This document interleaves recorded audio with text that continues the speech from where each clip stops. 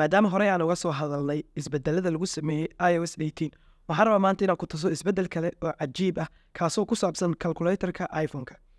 haddii aad horey u aragtay waxaan dhowaan muuqaal ka sameeyey in calculatorka iPhone-ka uusan lahayn calaamadda backspace. iOS 18 waa ay ku soo kordhiyeen backspace-ka ama calaamadda laga tiro markaad lambar qalado. sidoo kale isbedelo kalena waa ay ku sameeyeen. si aan iskula aragno fadlan ila gaar dhamaadka muuqaalkan.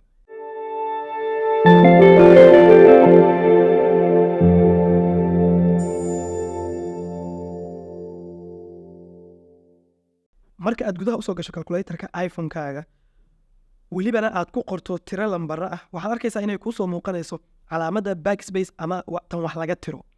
sida kuu muuqata hal lambar oo keliya waad tiri kartaa.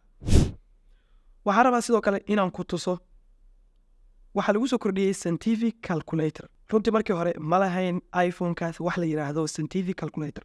si aad u aragto marka scientific calculator waxaad taabataa hoos qaybta bidix calaamadda calculatorka meesha ay ku sawiran tahay waxaad arkaysaa inuu u kala qaybsan yahay basic oo ah kan hadda aan joogno, scientific iyo math notes.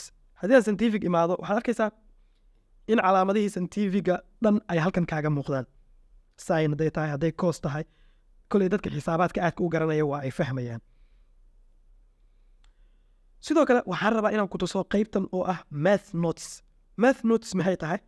xisaab ayaad qoranaysaa, waad ka shaqaynaysaa, halkan ayay note ahaan kugu jiraysaa. sidoo kale waxaa cajiib ah in math noteska aad ku qoran karto fartaada. sida kuu muuqata halkan calaamaddaas markaad timaado hoose waxaad arkaysaa in hadda note aad qori karto. mar raba hadda inaan telefoonka keyboardkiisa isticmaalo waxaan ku qorayaa fartayda. waxaan taabanaya halkan ay qalinka ku sawiran tahay. marka aan taabto waxaan dooranayaa qalinka aan rabo qaabka uu noqon karo. sidaas ayaan doortay. kadib halkan waxaan ku qorayaa 1 plus 1 equal.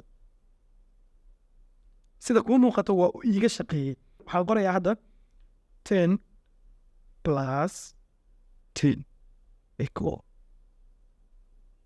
sida kuu muuqato waa uu iiga shaqeeyey xisaabta. waxaad moodaa in Apple ay markaan samaynayso isbedelo runtii wax laga faa'iidi karo. anigoo rajeynaya inaad muuqaalkan ka faa'iiday fadlan nagu soo biir maanta. waa inoo muuqaalka xiga. nabadgelyo.